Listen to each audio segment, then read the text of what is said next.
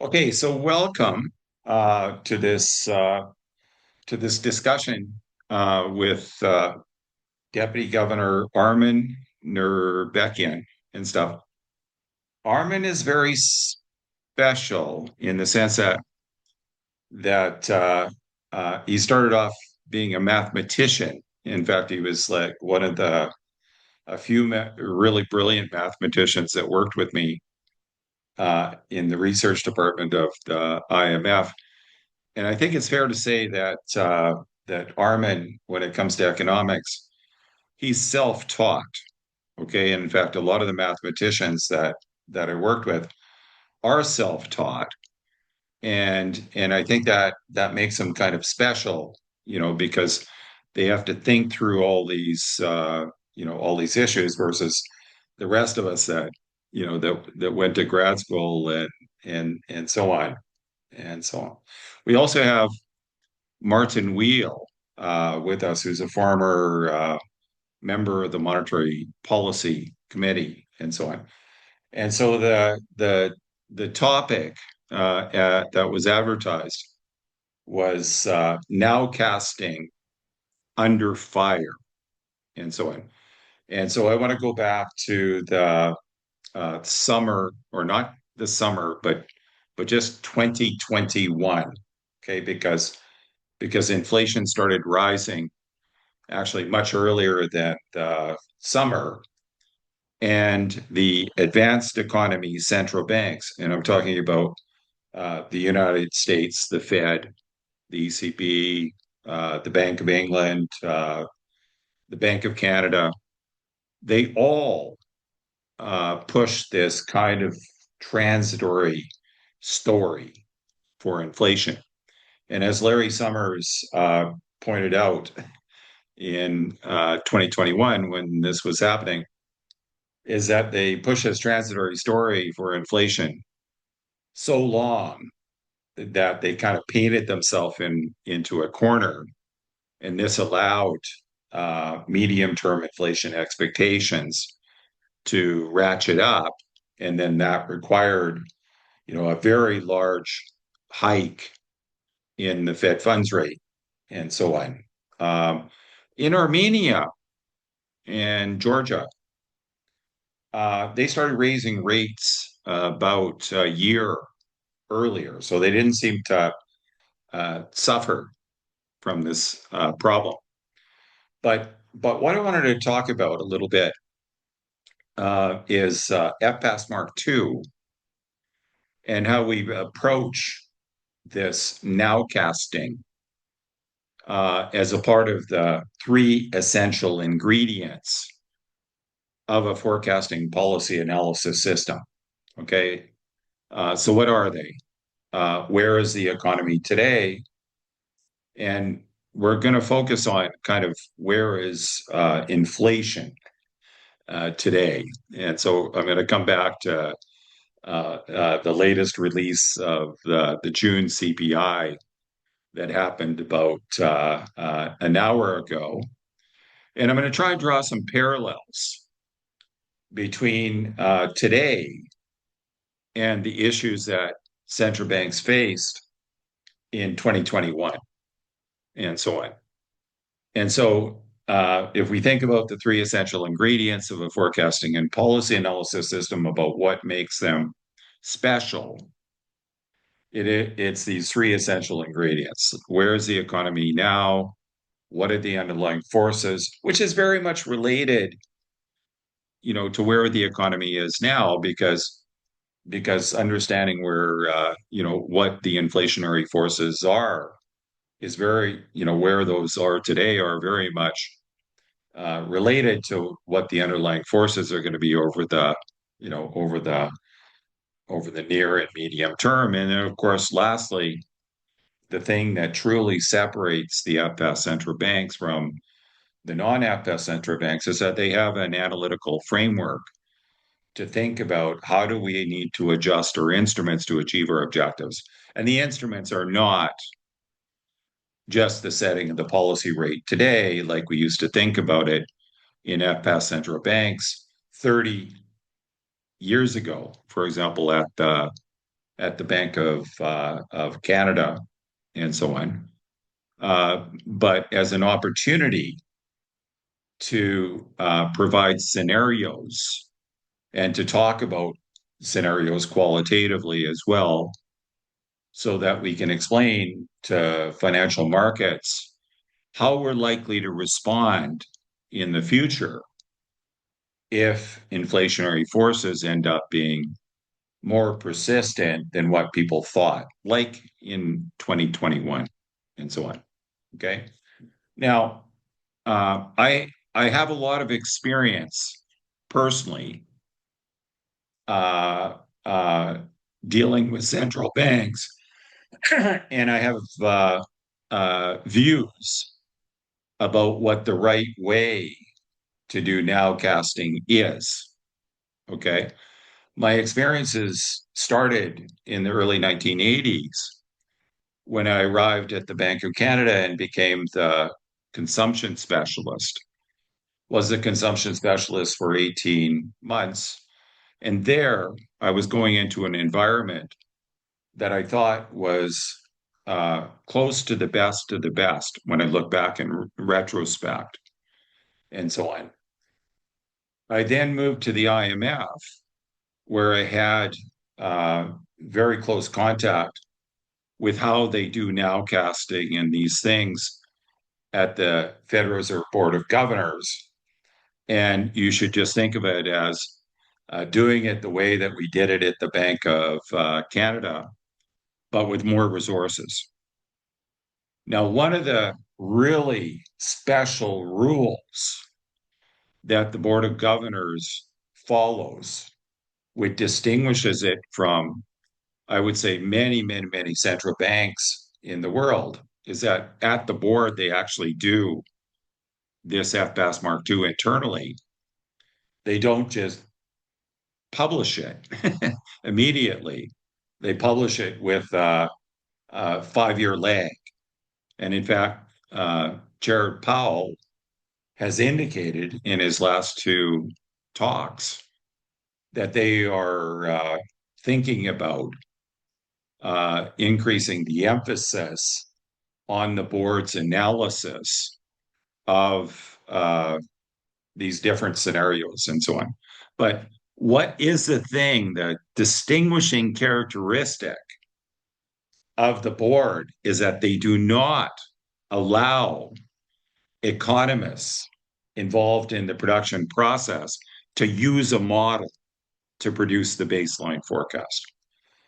The way that Don Cohn described the reason for that to me and to others is that if you allowed the economists to use a model to create the baseline forecast, you would lose all the richness of the narrative that he would get by forcing his economists. These are the guys that are responsible for production and supporting monetary policy.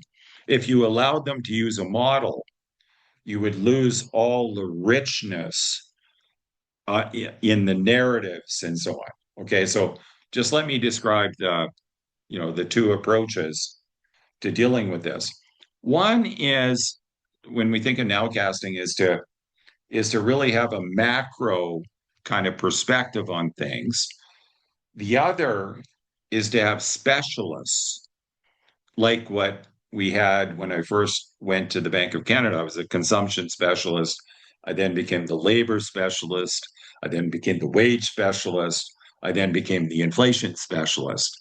So I moved from job to job to job. And that's one of the reasons why I firmly believe that we can have generalists that after you learn one current analysis job and learn how to do that well, that moving to the next job is much easier and so on. Okay, so that's how I think nowcasting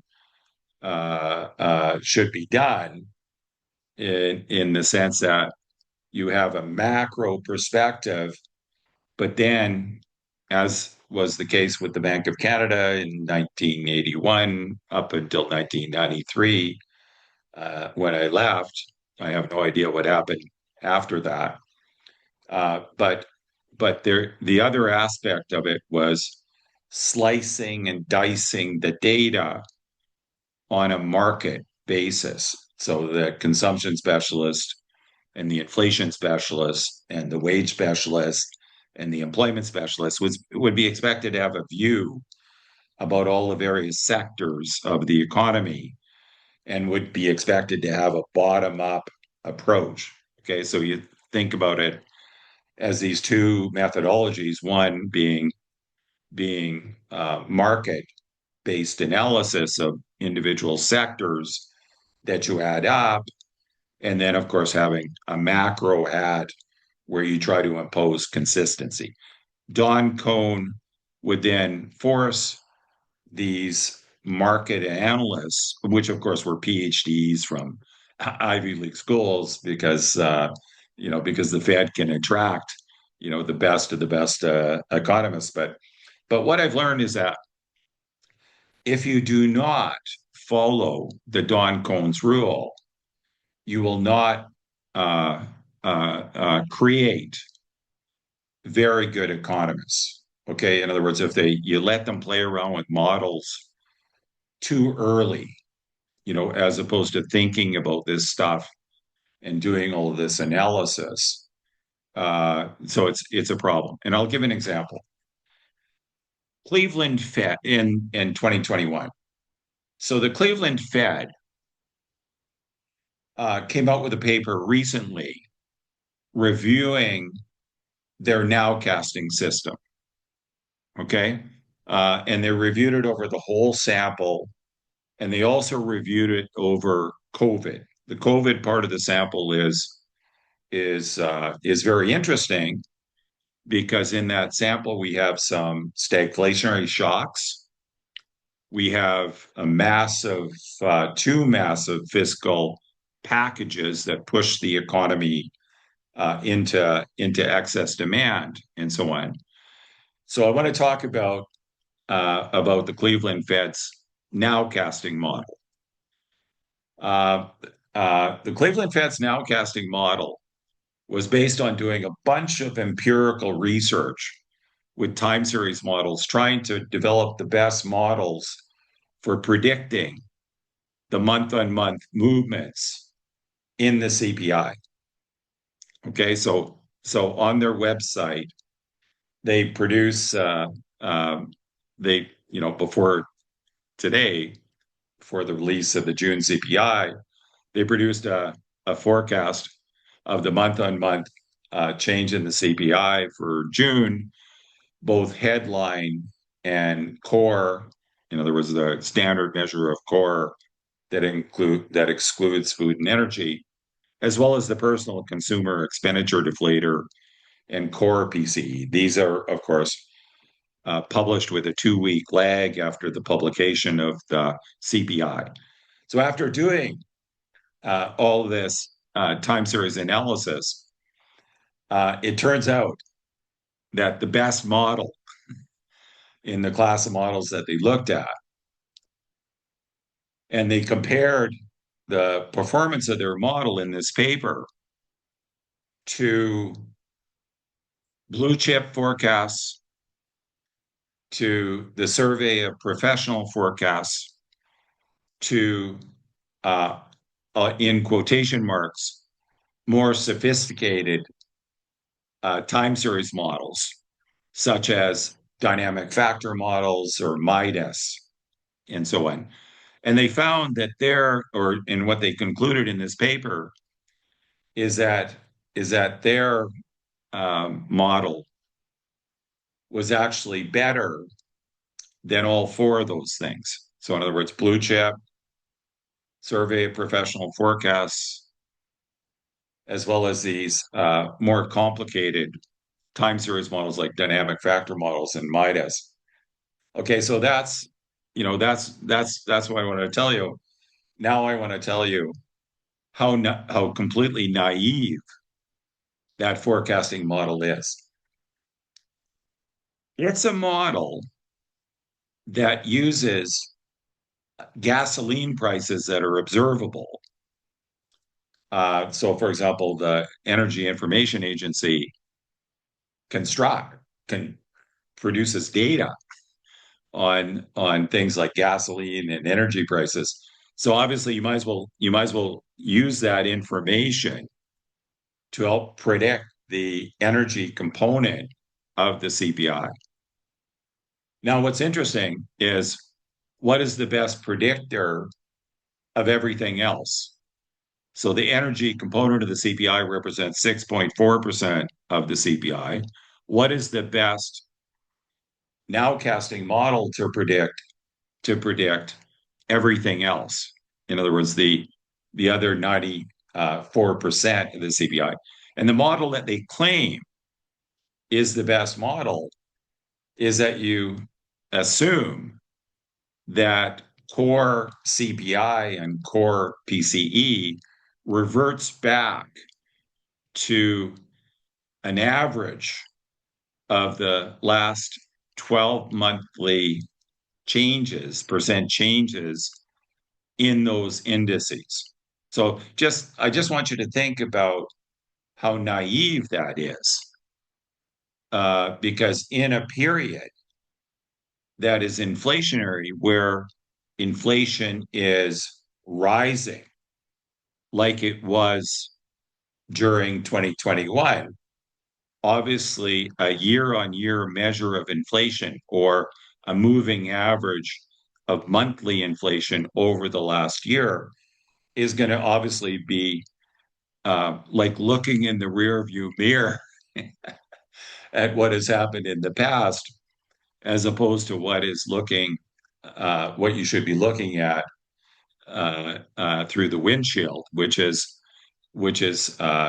so that is a statistical model of nowcasting and so on. When I first started to introduce those models at the Bank of Canada, when I first was doing current analysis there, it was kind of cute because, and I said this was the highest level of current analysis, in my opinion, at the time. People would make jokes that I would be doing this, saying, why are you wasting your time? Because at the end of the day, you're just going to get this extremely naive forecasting rule that obviously a good economist should be able to beat. And my response to that was, it's very good to have these things around because they can be used as a frame of reference where you can measure what the additional contribution is of investing in human capital inside the central bank to do things much, much better than that. Okay, but the idea that the best forecasting model, nowcasting model, would be so simple, you might say, well, that's interesting, but how valuable is it? Okay, so that's my first comment, that there is way, way, way, way too many resources that are being invested in these nowcasting models, that should be spending much, much, much more time on thinking about the third essential ingredient. And then this is, of course, is why we have developed over the years models with endogenous monetary policy credibility, because we think that is very important and so on.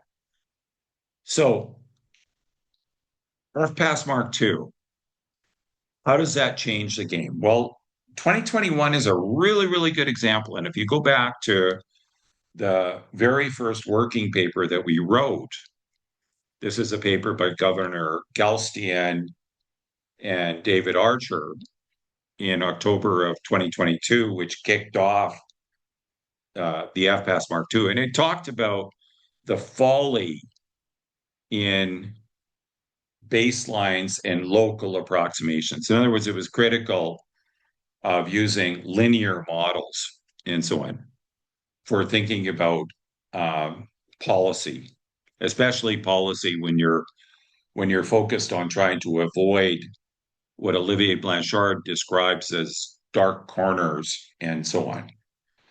And so if we thought of doing the analysis on 2021 and we thought about doing it again, I think what we would do is we'd probably place more emphasis on what we've invested in, which is developing measures of non-traded sticky price inflation. The word sticky is a bad word because that's not really what is going on here. What we mean are prices that are typically set infrequently. So the Atlanta Fed is a really good example that produces a measure of what they call flexible prices and measure of sticky prices. But the measure of sticky prices are simply those prices that are typically set infrequently, which they define as prices that are set typically for more than 4 months. In the case of the U.S., and I just want to, kind of pop over here to, to a report that came out this morning in terms of how the data are actually presented at the by the statistical agency, and so I just like you to take a look at this report for a second. Um, uh, in my experience, the central banks that have developed better policy frameworks, those policy frameworks require better data and better organization of data.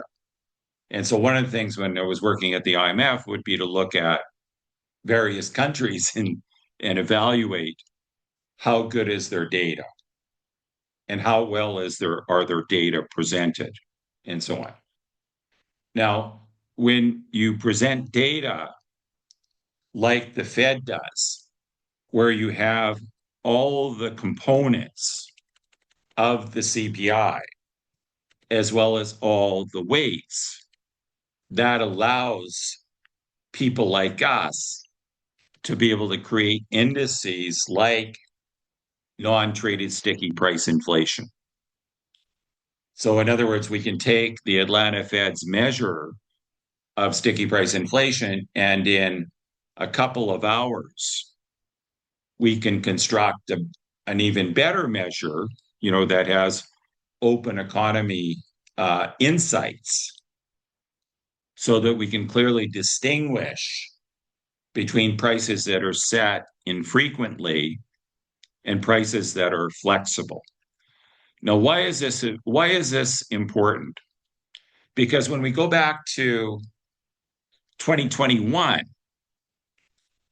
and we started to see inflation rising, if prices that are set infrequently, think about the behavior that, let me take a price like, the price of renting an apartment, which is typically done in most countries over a year. Okay, but they could be staggered in the sense that some people, could be renting in December, some people could be renting in January, and blah, blah, blah. So how are those prices determined?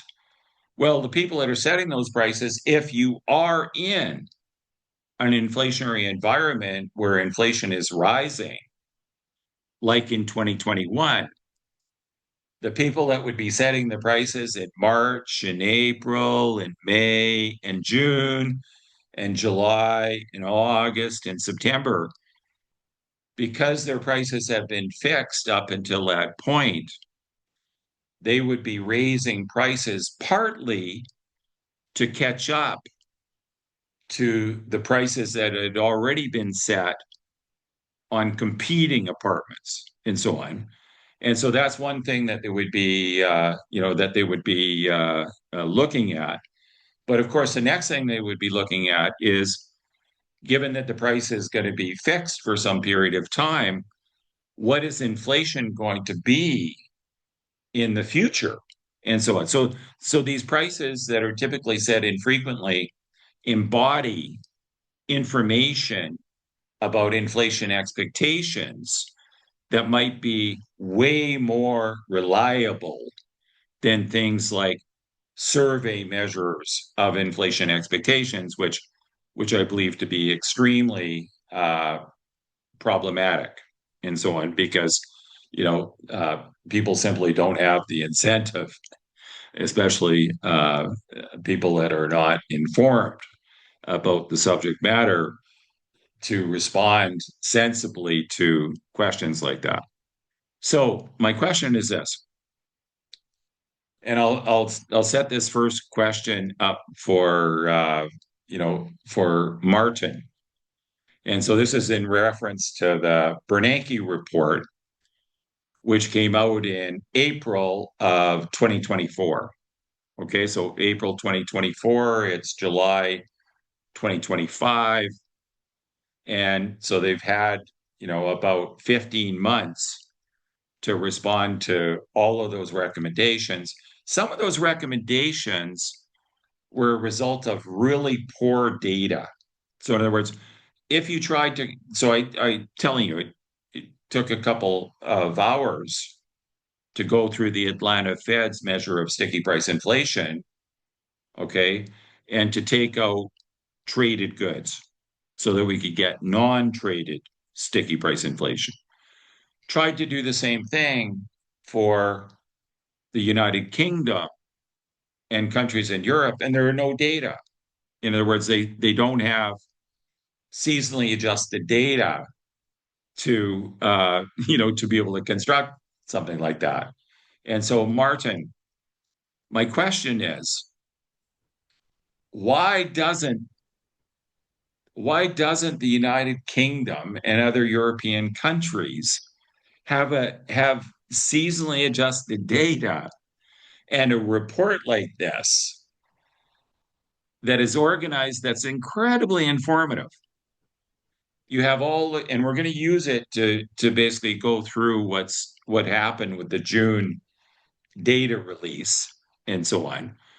But let's look at how the table is organized. You have the first column that has the weight in the CPI of that specific component. You then have the unadjusted percent changes month on month and year on year. And then you have the last 3 months of seasonally adjusted percent changes. Okay. And so I find that, having a report like this and having data like this allows me to understand what precisely the assumptions are being made about seasonality for every one of these components. I might not agree with it, but at least I have something to analyze. So, Martin, in my experience, data, the demands for data integrity and how it's reported is very much related to the development of the system, that FPASS central banks tend to invest more once they understand those three essential ingredients. Where is the economy today? What are the underlying forces? To understand where the economy is today, I need to be able to slice and dice the data to be able to understand what is going on in these various markets. At the Fed board, because they have a massive amount of resources allocated to slicing and dicing, they can do a really good job at this. And so my question for Armen is, when you have a very limited amount of resources, you can obviously slice and dice the data much less than you can at the board. But Martin, why is it the United Kingdom does not have data like this? Like what? Like it strikes me that it would take, you know, just a few days to basically go through all the unadjusted data to, you have all the weights to seasonally adjust the data with X13. You could have an expert that goes through and understands when X13 is not appropriate because you have maybe sudden shifts in seasonality. But why is it? Because I don't know how you can start thinking about developing an FPASS system without having good data. So, Martin, Well, but maybe Armen can respond to that based on his experiences of other countries as well. But please, Martin. well, the truth is, I don't know the answer to your question. In the United Kingdom, certainly, and I think in the whole of Europe, no, national accounting figures are seasonally adjusted, figures implying volumes are seasonally adjusted, but cost of living indices have historically not been seasonally adjusted. Now, I think whether seasonally or adjusted or not, I do worry about the signal to noise ratio that you get in month on month changes. Possibly they have no, the month on month changes are measured with sufficient precision in the United States for them to be helpful, but the effects of the sampling errors will be larger than if you look at rolling quarter on rolling quarter changes, for example. So that's where I would tend to look, and that was what was done with the measures of average earnings growth that I developed 20 years ago. So I can't answer your question, but no, the statistical service is, of course, quite separate from the Bank of England.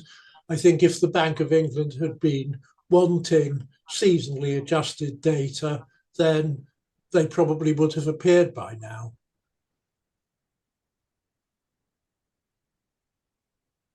Okay. So when you think about the importance of something like developing a measure of non-trade sticky price inflation, Armin, okay.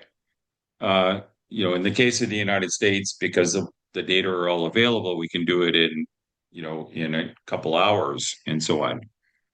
Uh, you couldn't do it in the UK because you would have to get all the components of the CPI. Of course, they would have to be the most disaggregated components, but what are your views on this? Um,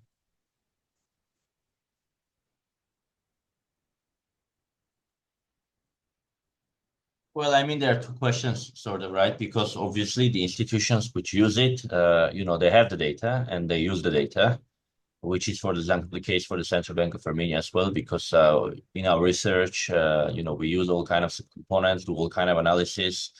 I think uh,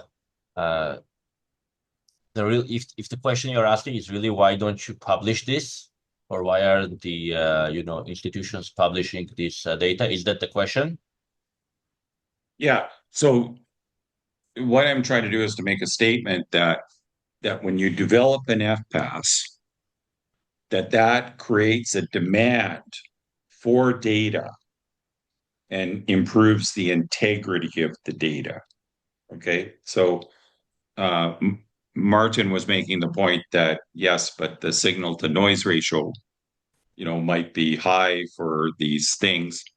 I would say there's variation in these things that are actually really, really important for understanding what is going on. I'll give you an example of today. Okay, so we'll just do a quick analysis of what actually happened. Okay, so I'm going to go back. I'm going to go back now to the presentation. This was all done. All of this analysis was done since the release of these data. And why was it so easy? Because all these data exist in that allows us to at least do an analysis of what the effects of tariffs were. What were people thinking? So this is a little table of the Cleveland Fed's nowcast for June. And so they had 0.3 for headline, 0.2 for core. Okay. They express it in two digits. I kept it to one digit because I think that the second digit is just not economically significant, and so on. If you look at Bloomberg consensus, we had 0.3, 0.3. So core Bloomberg consensus was just a tad higher than the Cleveland Fed. You might say that makes sense because in that nowcasting model that I'm talking about, there really is nothing in the model about tariffs. There's nothing in the model really about trend inflation, aside from that the best measure of it is the year on year, the last month's estimate of the year on year measure of inflation. The GFS had 0.3, 0.3. So what happened? So this is what happened. And I'm going to use the same structure of reporting that was in that previous table that was published. So headline came out at 0.3 and core came out at 0.2. The Cleveland Fed's forecast was bang on.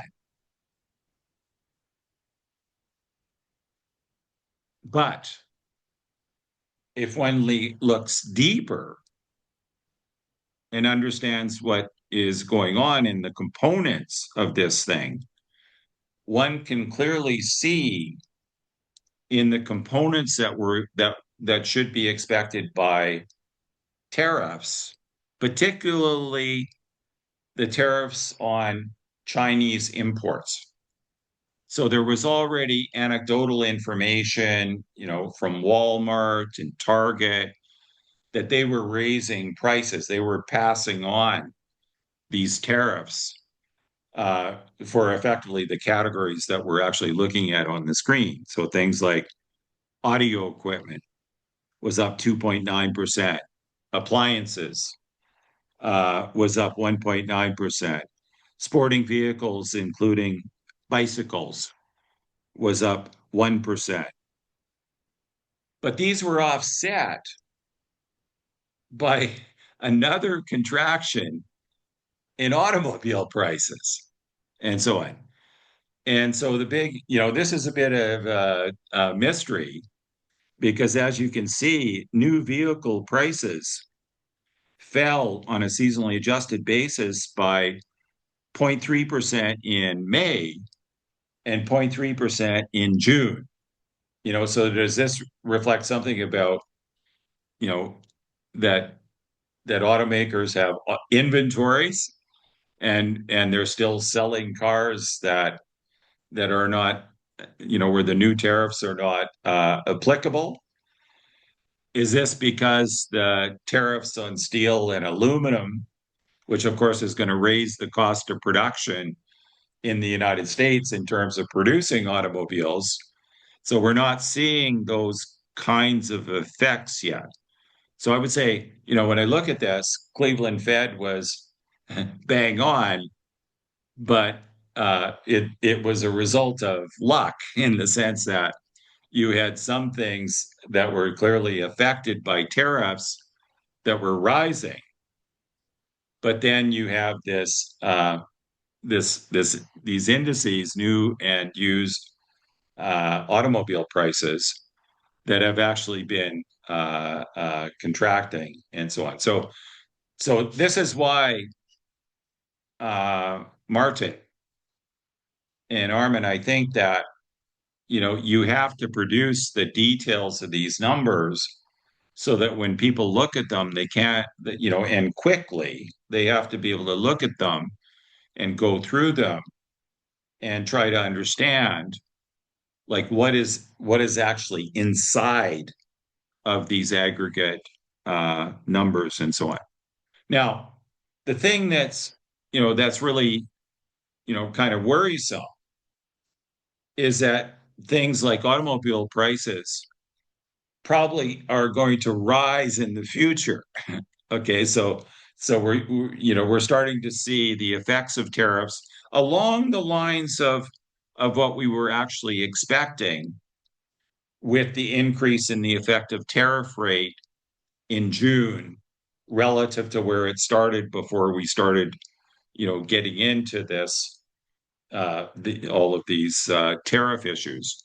But what I would be worried about and what I would be looking for over the next couple of hours, the Atlanta Fed now will take all of these numbers and it will decompose the CPI into the flexible CPI and the sticky price CPI, which again, I want to emphasize is a really bad name, sticky price CPI. It should really be the prices of goods and services that are typically set infrequently. And so, as was the case in 2021, if we start to see upticks in non-traded sticky price inflation, that would be worrisome because that is an indicator that people that are setting these prices believe that they might be entering an inflationary episode. That's what an economist does. That's what an economist does that understands open economy economics and organizes the data as such. What we were talking about before in terms of the Cleveland Fed nowcasting model, that's purely statistical analysis and so on. There is no narrative and so on that's associated with that and so on. So I asked Armen this. If people generated nowcasting forecasts from some statistical model, how useful would you find that as a policymaker? In other words, they just say 0.3, 0.2, exactly what happened. How useful would you find that, given now that you know what effectively is behind the assumptions of that model? As a policymaker, how useful would you find that? And let me just, I think, instead of just focusing on this 0.2, 0.3, let me make the big point to your last question. When we were discussing the FPASS Mark II framework, I think one thing that we consistently emphasize is that good forecasting and good policy are very, very different things. And this is a very important point. If we go generally to the nowcasting, if we go specifically to the nowcasting, I think at the end of the day, to judge if something is useful or no, we should ask, is it useful or no for actual policy decisions, right? And in terms of the nowcasting, in our experience, I totally agree with you that in many cases, there are too many resources which are going into these rounding errors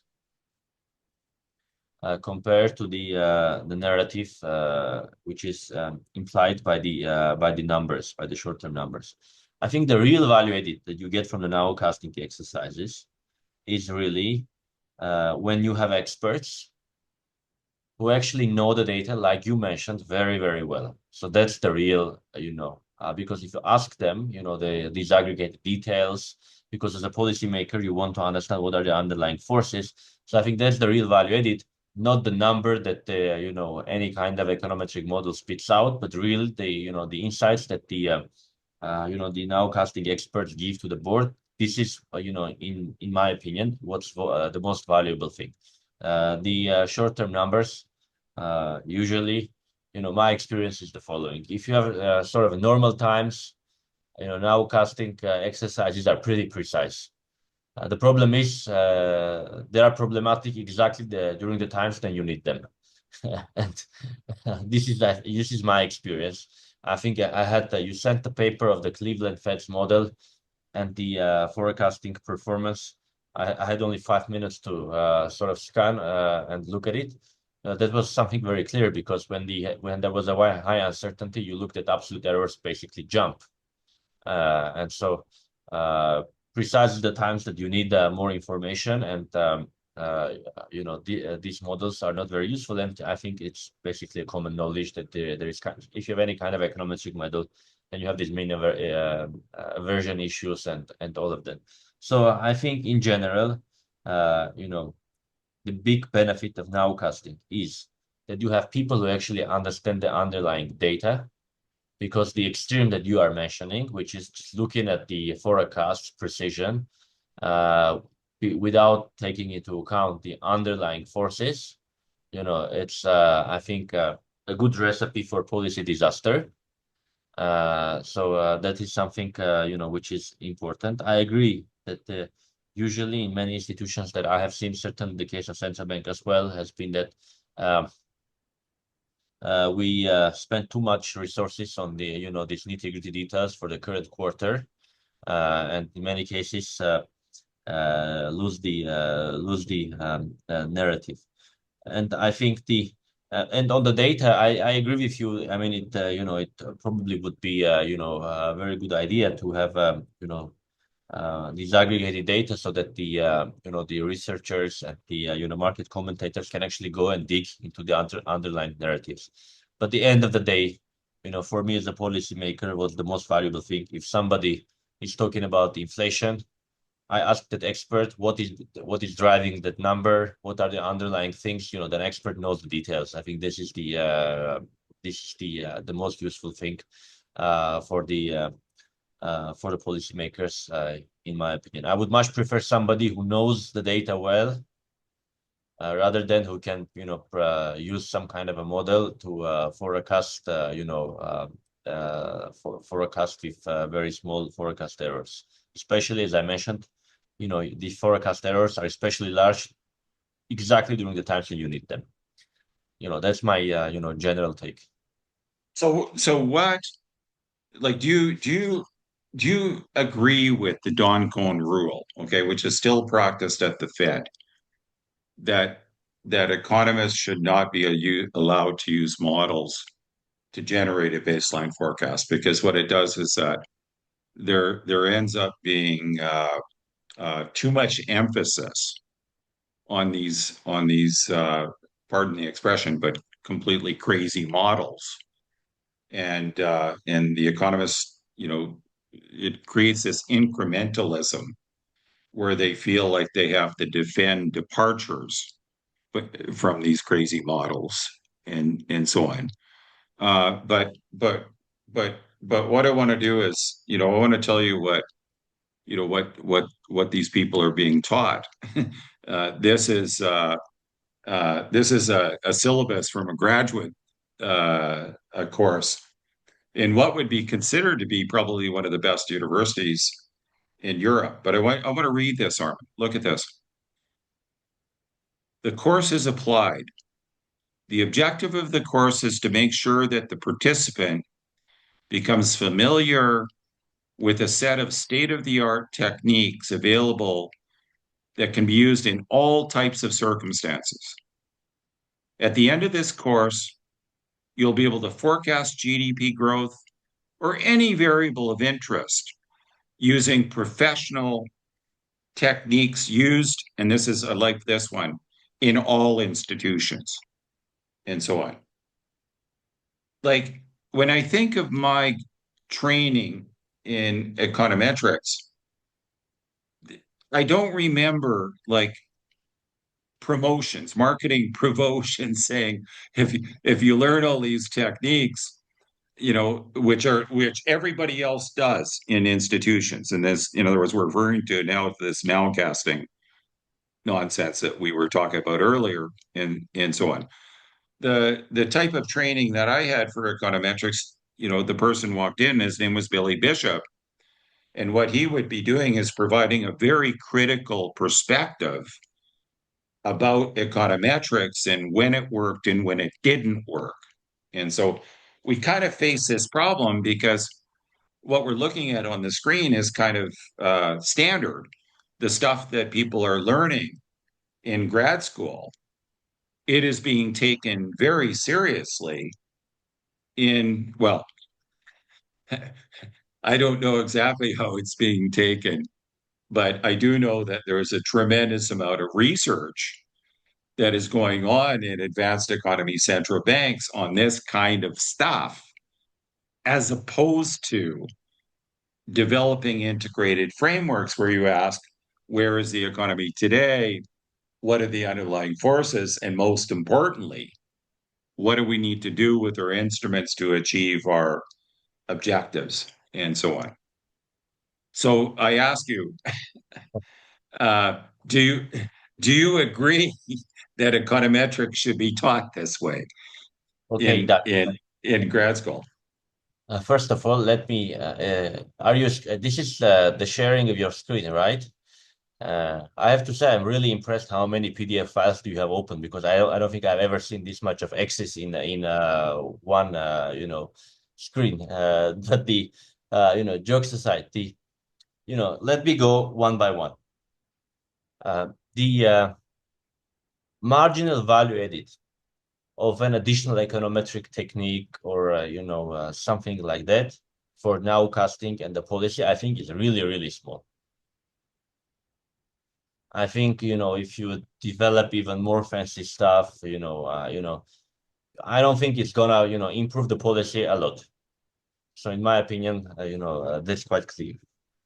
Where I think it is much more exciting, and there should be lots of work done, is really on getting like a digital infrastructure, like a price scanner, real-time data. Like that kind of stuff is really exciting. For example, you can think of, we had a project with State Revenue Committee in Armenia, and, we are still trying to, sort of get through it. But for example, in principle, when the digitization goes ahead, you can have real-time CPI, right? So that's basically the perfect nowcasting, because you have the data at every point of time. And that's, I think, achievable thing. It's, almost in many countries, the price scanner data goes to the centralized registry. And then you can, if you have the methodology, you just can, just compile the real-time CPA, right? So that's the case. And the reason I'm bringing this up, because this is the case where you have the ultimate nowcasting tool, because you just have the data every day. So the question is, if you have the data, how much is it gonna improve your policy making, right? And I think, in my opinion, the key principles are gonna be, the marginal value added is not gonna be too high. So I think that is why, in that spirit, I think when I look at the syllabus here, I think it's lots of marketing, but I think at the end of the day, you need to know the sort of the fundamentals of econometrics and different techniques. And then, as any good tool, you need good economists to use the good tool. So yeah, I don't think it deserves so much marketing, in econometrics. Now, going to Duncan's rule, I mean, I certainly understand what the motivation to have this rule. Although, in my opinion, it's a bit too extreme.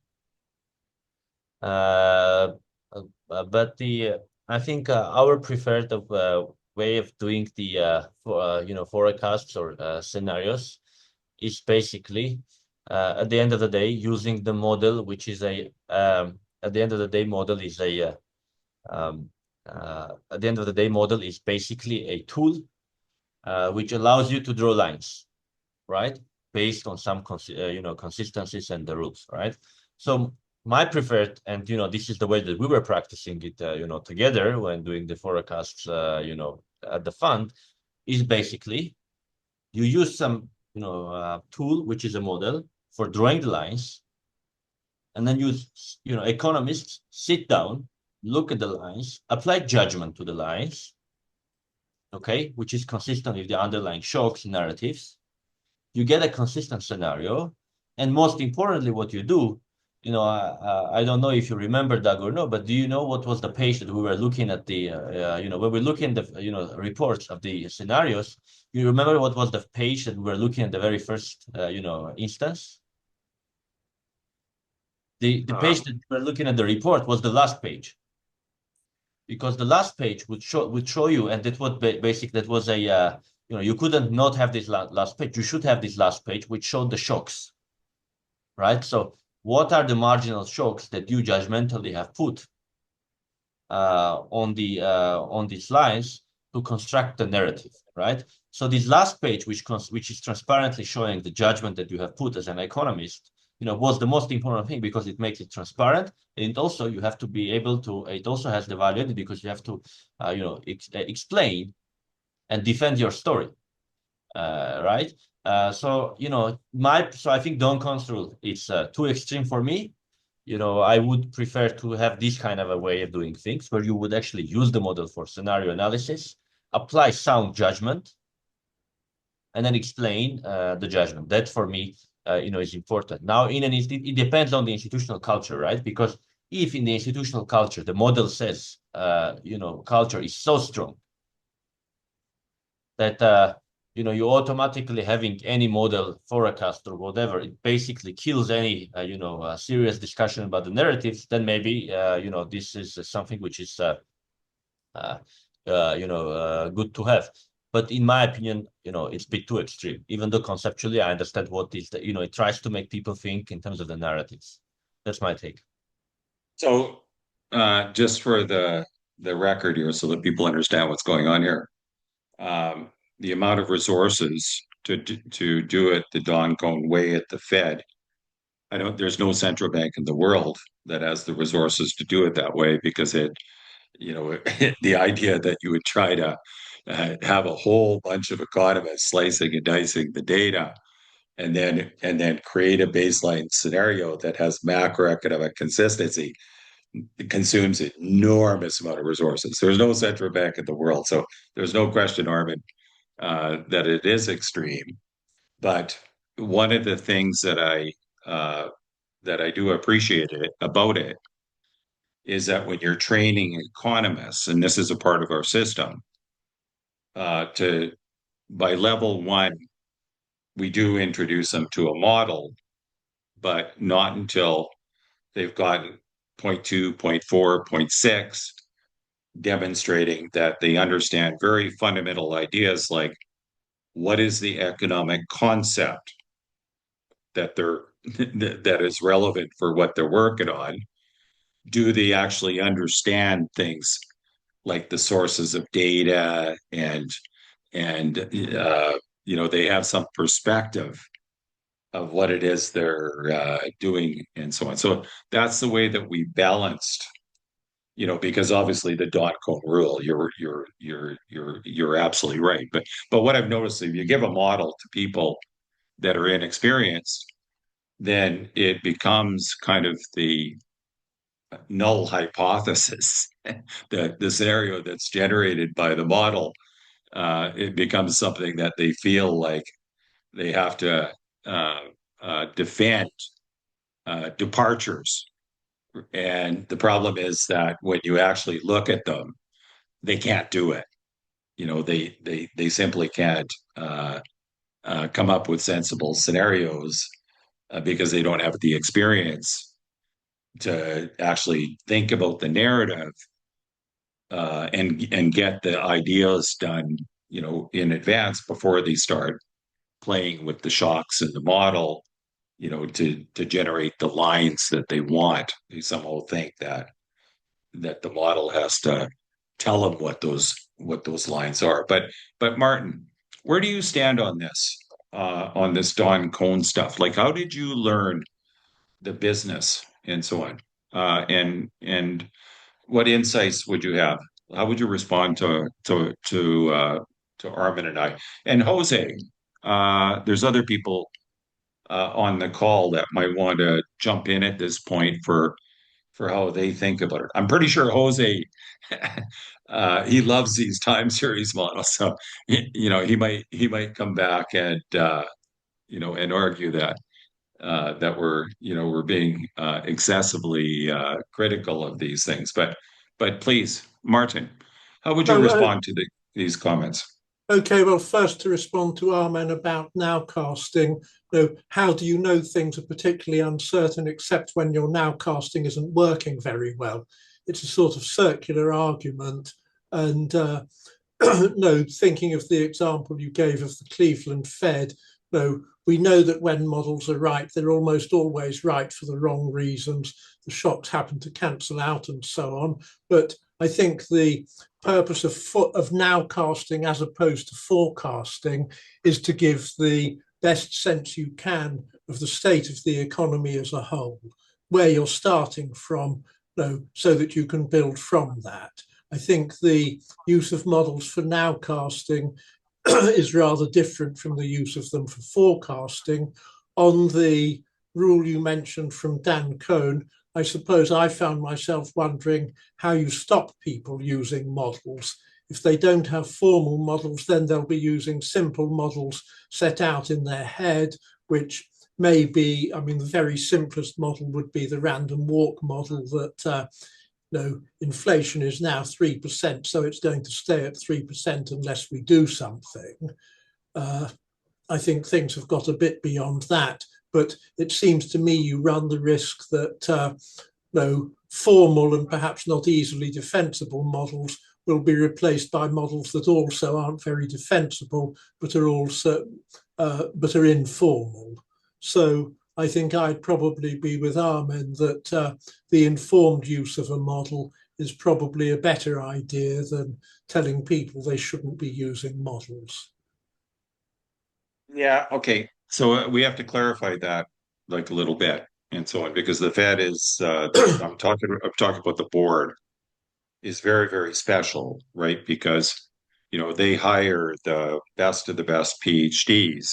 They can attract people easier than people at Harvard and Princeton and MIT because they can offer them incredible freedom to basically publish things. So these guys are modelers. In other words, from that population of people that do that kind of cutting edge research for a few years, and they'll be building all kinds of models. As you say, they'll have models in their head. Most of them have teaching experience, teaching people modeling and stuff. So you're right. It's in their heads. Okay, they share. So when you say don't use models, all I mean is they don't have a formal structure where they have a model and they're using the model to coordinate it, like what Armen was trying to say. So when I say don't use models, what I mean is don't use a formal model that for the group as a whole to help coordinate efficiently. I would argue the production of the forecast. But these guys are the best economists, the best of the best economists in the world that they're attracting, and that's quite a bit different than that syllabus that we were referring to earlier. And I so mean, could I also make the point about that syllabus that the purpose, presumably, of postgraduate study isn't simply to feed the needs of various central banks. There may be other things that people will go into for which, if you like, time models that are essentially time series models, and an awareness of them may be rather valuable. If I were wanting to forecast electricity demand during the over the next week or over the next 3 weeks, then I probably would be wanting to do it, using models that were time series plus the weather, something like that. right. Absolutely. So at this point, it would be really, really nice if you know, Tamta, we have a number of people on the call, but uh, are there any alternative views to the kinds of issues that we've been talking about here? I have something really fun. Uh, uh, we have this internship and we have 4 students that have joined just recently in the last week that have been helpful in putting some of the analysis together on the effects of tariffs and understanding what is going on with inflation and so on. And we have 2 of them from the National Bank of Georgia. Um, Natalie, who is Natalie's there, who is Well, who's just completed her 2nd year as an undergrad, and we have Ketavan, who's also just completed her second year as an undergrad. Okay, so I believe that this is so important. These internship programs. I'm a product of that as well, in the sense that I was lucky enough after my 2nd year that basically I went into an internship. It wasn't for monetary policy; it was for fiscal policy. But that experience of working the summer with some economists, learning what they actually do in practice was invaluable, and so on. We also have 2 economists, uh, 2 interns from the Central Bank of Armenia, Susie, who's also on the screen, and Anna, and so on. And Deanna, who's a senior level 2 student now, has been helping them, learn about all these things. So I just wanted to recognize them. They're going to be providing their analysis at the end of the week, and I just wanted to say that I wanted to thank Armen and the Central Bank of Armenia for hosting us in Diligent the first 3 weeks of August. I think investing in these young people early on, even before they get to the graduate level and the PhD level, can provide invaluable experiences that can basically just give them just a little bit of an edge going into that 3rd year and 4th year of university, kind of understanding what an economist does and what is, uh, as you said, Martin, useful for some things, but not very useful for monetary policy, as Armen, was saying, and so on.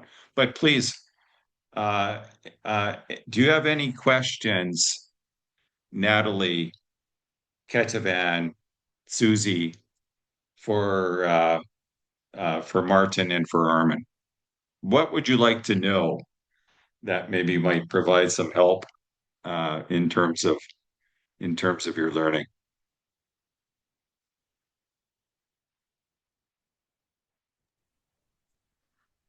I mean, maybe this is a bit out of topic, but since we're all interns, one of the biggest questions we would all have is what makes a great economist, and how long did it take you to become that great economist?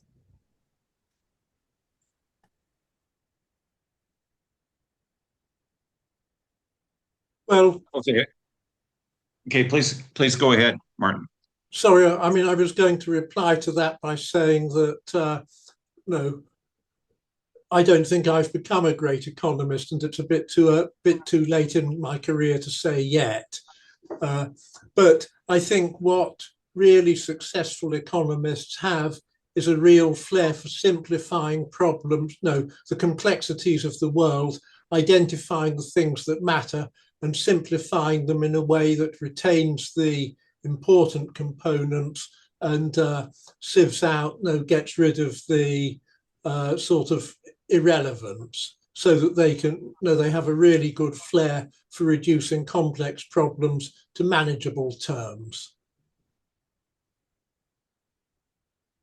I would say almost exactly the same thing, but use slightly different words. Okay. I think, and I actually, what I would do is use the words of Bob Ford, my mentor, who described it a little bit shorter, Martin, but I think it means almost exactly the same thing. Is that really great economists are people that can dive deeply into issues and not get lost. So when I think of all the great economists that I've worked with, you know, just name the directors of the research department of the IMF that I worked under. Michael Musa, who was my first director, Raghu Rajan, who predicted the global financial crisis 3 years before it happened, like the details about derivatives and stuff like that. Olivier Blanchard, 1970s, one of those 1970s PhD that, in my mind, that was the best group of PhDs in the history of macroeconomics. Anyway, they changed macroeconomics and so on. But the list of characters in the 1970s at MIT were just incredible. Maury Obstfeld. This is a guy that they can all dive deeply into issues and they don't get lost. And that's seems to be what the critical thing is. In terms of practical advice that I give for you, Natalie, is that the way that I think about learning, okay, is you can't dive deeply right away. If you dive deeply right away and you're not experienced, you're going to get lost, but you're going to make mistakes and maybe you'll learn from it. And so I think that the way to think about learning is that you try to dive into something, sort of like you're diving into a pool and so on. And you get down to a certain level, you learn something, you try to internalize it, you try to learn it so that you can explain it to people. And then you ask, well, I still feel uncomfortable because I want to understand more. I want to go deeper. But you just have to make sure that you don't go so deep that you get lost. Because I see in research and researchers, to me, many of them are just lost. They are talking about things down here where I just don't know how useful it is. And my example is, I mean, useful for monetary policy. I accept Martin's point that that these techniques might have some use in something else, not monetary policy, not fiscal policy, but maybe in some area where the actual assumptions of the model are actually satisfied and stable and so on. So that would be exactly what I think Martin said, but hopefully with a little bit of practical advice. Try to dig deeply, but be careful about getting lost. But Armen, what would you say to that? Well, I mean, certainly, I wouldn't count myself at all as a anything great, but I think given the experience, let me sort of boil down this question to several things. I think I agree with Martin and Doug, and but see, I would think that the answer that was given also applies not only to being a good economist. It's true for good mathematicians. I think it's true for good physicists. It's basically, it's true. So I totally agree. Uh, but I think it's also interesting to see, okay, what's different with economics? All right. So how would that answer would be different if you replace, what's different in economics? So in that sense, I think it also very much relates to today's discussion on nowcasting and all of that, right? The one thing which really I think is rare is with economists and policymakers is common sense. I think it is in my because I have seen so many technical people with zero common sense. And this is so important for economists who have to talk about narratives. And common sense also helps sort of to if you have a common sense, it allows you also to boil down, to get priorities, simplify things. So in my opinion, common sense is really important. The way you get it is, in my opinion, is really talking to experienced people. That's the best way, because common sense usually comes from experience. The fastest way of getting the experience is really talking to people who are experienced, and I think 95% of what I have learned is really talking to experienced people and explaining the stuff. Books are also very, very important, but there are things that you cannot read in books, and I think this is very, very important. And now to sort of uh, connect this to the discussion that we had today, and the reason I emphasize the common sense. See, if you look at the profession, you will see that it has been very, very mathematized, right? I don't know if I use the word correctly, but it's a complicated word. But there's lots of mathematics, lots of technicalities, right? And arguably, there's so much lost now behind these very complicated formulas. Uh, and so it's a real question if making everything so mathematical really helped, or really sort of did I think sort of derailed the profession, especially for the policy making. In my opinion, it has derailed. That is why I think again, Martin's and Doug's questions are so important, because there is, if you use very complicated technical tools, it has to fit a very certain purpose. You have to know what are you doing it for.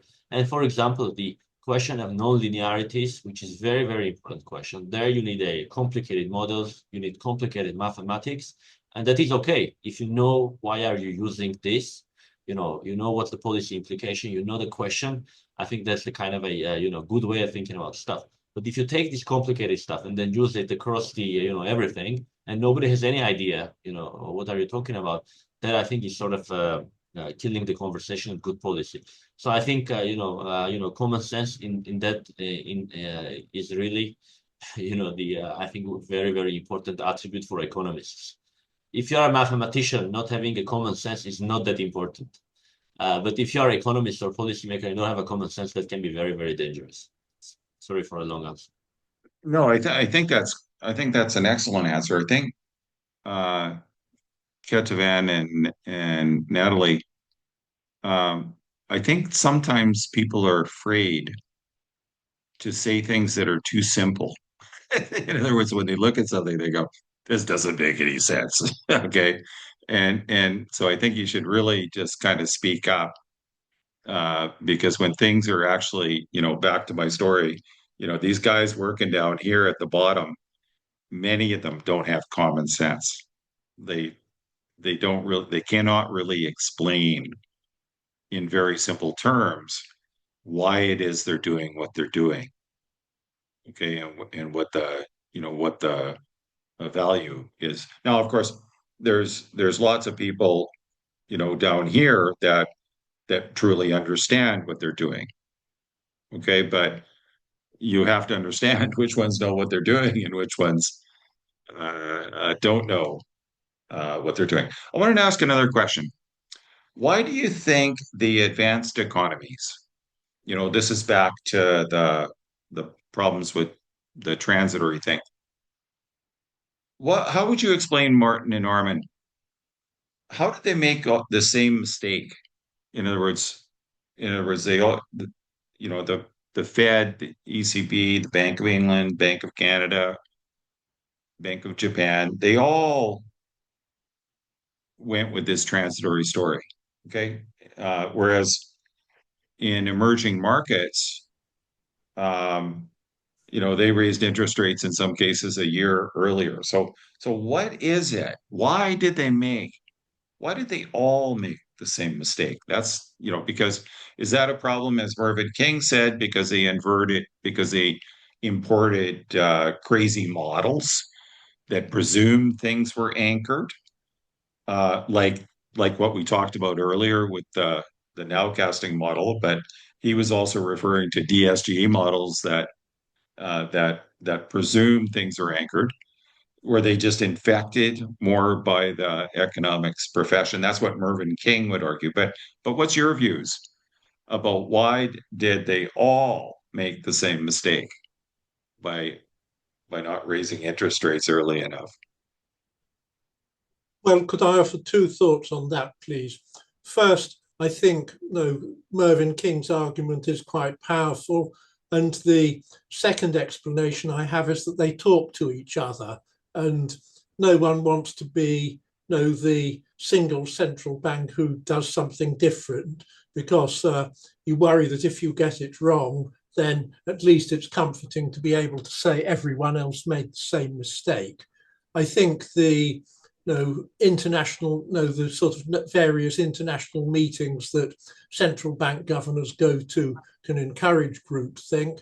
I suppose the question is why that didn't extend to the emerging economies as well, because obviously emerging economy governors do also meet, but perhaps less frequently than advanced economy central bank governors. Armen? Yeah, I have a bit different perspective on this because I think I actually disagree with Marvin King's argument. I think the blaming this on the models, I don't think that's the real reason.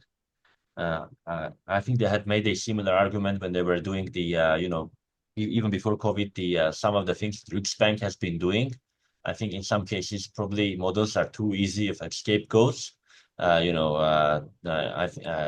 my opinion. I think there are two aspects, in my opinion, that are important. The one fundamental thing is that the emerging markets know very well that they don't have a perfect credibility. Whereas I think in many advanced economies, it's just very difficult. I think if things go well for a long time, it's just natural to extrapolate some of the credibility, right? And if you have lots of credibility, that usually means that you can sort of absorb the shocks. The second thing is that these institutions are not naive. And certainly, I would say that inside the institutions, you would certainly have these discussions. Is it transitory or no? I cannot imagine that everybody thought that it is transitory. I'm pretty sure there has been, these conversations. Now, if you believe in what I said, that there is at least some significant amount of people who think that who thought that it may not have been the transitory shock. I think there you have a more institutional issue, and this goes to the FPASS Mark II. If you are the Fed or you have the Bank of England, or where you have so many powerful markets, right? And if you think in your mind that there is a 20% probability, let's say that this is a transitory shock, or it's going to be transitory, and 80% that it's going to be sorry, the other way around. 80% is transitory and 20% it's gonna stick. The question is, how are you gonna communicate this during these uncertain times? In my opinion, for example, the Fed is not very well. I don't think they have a communication, public communication strategy in place to be able to communicate this kind of situation. So I don't think they're naive, or they just used models and just believed the models. I think they thought about this. It's just, very difficult to communicate in real time that there is this possibility. Even now we're talking about the Sintra policy panel, right? Even now, I said last time that I was so surprised that the big central banks have been so careful about scenarios, right? And this is very, very difficult for them, perhaps because we have these big markets, so you have to be very careful, obviously. It's different from Armenia, because our policy error in communication and their policy error can be very, very different. But I think it's just, institutionally, there is no communication. I think just they don't have the communication tools to deal with these kind of situations. Yeah, it's going to be very interesting because Jay Powell said that they will we're going to talk about this on August 7th, when we have Charles Evans here and so on. But by the end of August, he has promised that they will tell us what the new framework is. In other words, what the statement of long run objectives and strategy and that kind of stuff. And then in the fall, they would turn to communications. But he has hinted that they will put more emphasis on this work of the board. Okay. And so this is going to be really interesting because I'm looking forward to 2026 when I can see what the board was presenting to the FOMC in 2021. In other words, did they have scenarios that where inflation was more persistent and that sort of thing?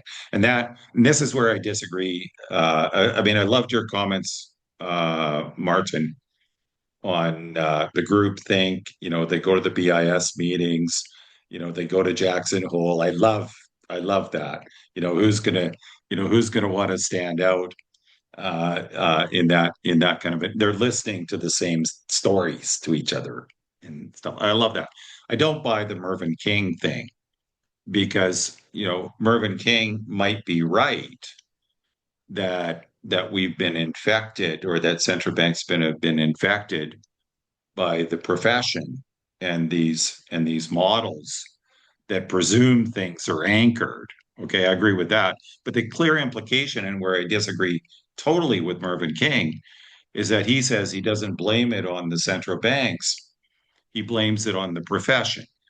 And that just doesn't make any sense to me whatsoever, because to me, what this means is that we need much higher levels of transparency and accountability in central banks to making sure that they don't get infected by crazy models at the profession. They need to have, some sort of protection against, fads and things like that. But is that fair, Martin? Because I don't think Mervyn King gets that. I've seen him interviewed, and he says the central banks aren't responsible. It's just that the profession infected them. But what's your views about that? This will have to be the last word because Martin has to leave in a couple of minutes. Yes, in a couple of minutes. But well, I mean, I suspect that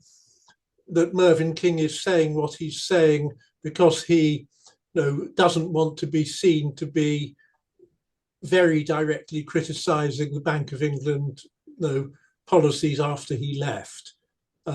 Now, how you could say that if the central bank use a model that academic economists have developed and don't stop and think about its weaknesses and whether they actually believe what it's saying, what sort of assumptions are needed to for it to be true, I don't see how the central bank that does that and doesn't question its model, can fail to be responsible for the consequences of using the model. So there I'm very much with you. But I suppose I took Mervyn King's comments in the broader sense that central banks, or at least the advanced economy central banks, had a strong belief in the credibility of the policy framework, and that was what went wrong. Now, I'm afraid I do have to leave now, but thank you very much for a fascinating seminar. Thank you, Martin, for coming, and Armen. Brilliant reflections on all this stuff as usual. And thank you, the rest. It was nice to see some old faces like Jose and so on. Okay, so thank you for your contributions today. Yeah, thank you. Real pleasure. Thank you. Goodbye. Thank you. Goodbye.